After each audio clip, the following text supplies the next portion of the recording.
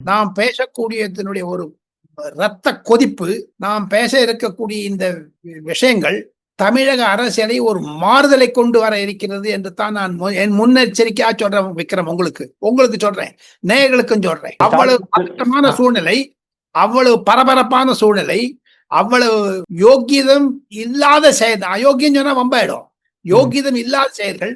மகனை காப்பாற்ற மருமகனை அனுப்பிய மாமனார் கடைசியில போய் சரணடைந்தது மோடியிடம். என்னங்க இது? இதுவா திராவிட மாடல்? திராவிட ஸ்டாக் ஒன்று நிச்சயம். நரேந்திர மோடி ஆபரேஷன் சிந்தூருக்கு முன்னதாக உத்தரப்பிரதேசத்தில் 2000 பிளேன் எல்லாம் லேண்ட் பண்ண வச்சாரு. அங்கதான் அடிக்க போறாங்க. அங்க பார்த்தாங்க.